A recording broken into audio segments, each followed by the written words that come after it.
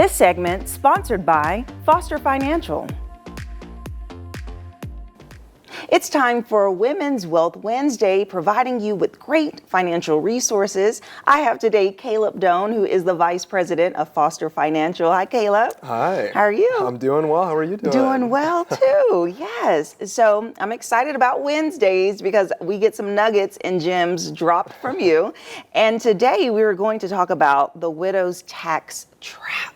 Yes. Sounds scandalous. Okay, what is this, Caleb? Yes, so it's certainly something people should be aware of, and I know, we kind of finished some of our segments on the main things that widows should be aware of, Right. Main kind of boxes to check off when it comes to their finances, and this relates to that, and it relates to taxes, which people are kind of in the middle of doing right now. And the widow's tax trap, or sometimes you'll hear it called the widow's tax penalty, certainly a thing we want to avoid, but it's essentially this tax phenomenon that when a couple is married filing jointly, they have a lot wider tax brackets and they get a really large standard deduction that they get to take off at the end of the year. And then if a husband passes away and then a wife is left the next year to file as a single filer, the tax brackets are now compressed and she now gets a much smaller standard deduction that she gets to take. And so there are some scenarios where if they have consistent income from year to year, her tax bracket could jump up significantly in the next year after she's widowed. And so she can end up paying a lot more in taxes. So it's just an important thing to be aware of. And there's a few strategies that can help you avoid that tax trap as well.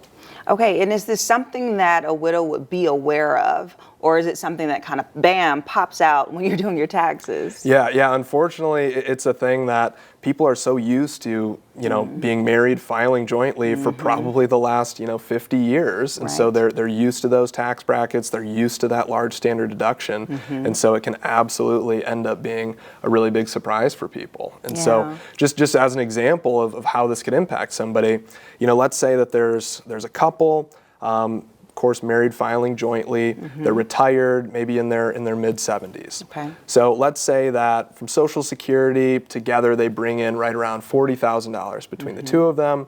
They both work jobs where they got pensions, and let's say between the two of them there's another $40,000 there. And then finally, since they're in their mid-70s, they're required minimum distribution age. Right. And so let's say they have to pull another $40,000 over the course of the year from those accounts.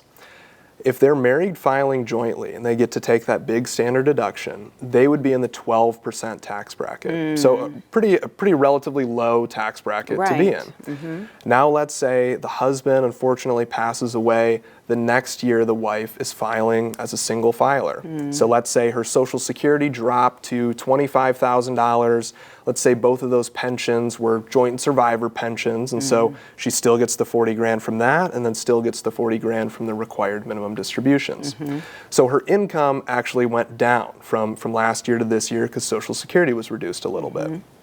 Her tax bracket would go from 12% all the way to the very top of the 22% tax bracket in 1 year. And if for some reason her income goes up at all due to more required minimum distributions or whatever it might be, she could even push into the 24% tax bracket.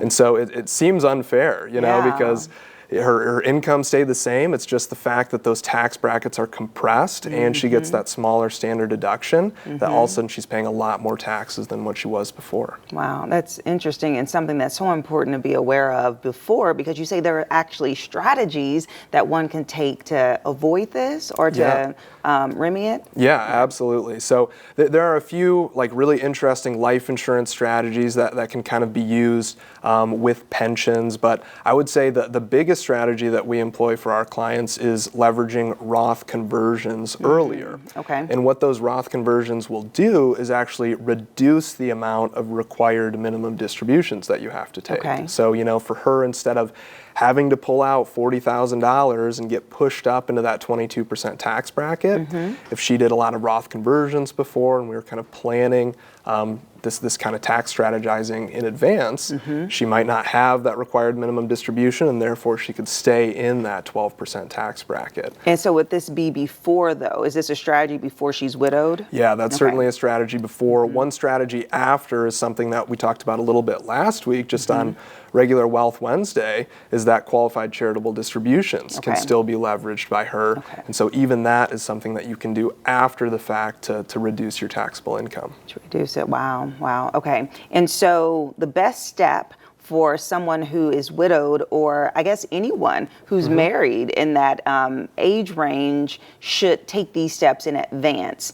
They should contact you, a financial specialist, to be able to have this information kind of broken down and strategize with them, correct? Yeah, I mean, the best preparation is doing a lot of this before. I mean, Yeah. the longer runway that somebody has, the more you can kind of take advantage of this tax strategizing and prepare for it. But even if you're on the back end of it, there are still things that we can do, like those qualified charitable distributions, just to make sure that you're not paying too much to the government. Because that's something we Right. can all agree on. I think that Yeah. more money in your retirement accounts, maybe less money in the government's. Yeah. Well, thank you, Caleb. This Thank was you. good information to think about, to plan ahead, like you said, or just things that we don't know are in existence when it comes to our taxes. And this is tax season, so thank you. Exactly. Yeah, so this is tax season, so it's very important for you to know all of the different loopholes or penalties or things that may affect you during this time. So Wealth Wednesday, Women's Wealth Wednesday, is here to provide this information. And if you would like more information about Foster Financial, we'll be sure to list it, and we'll be right back. This segment sponsored by Foster Financial.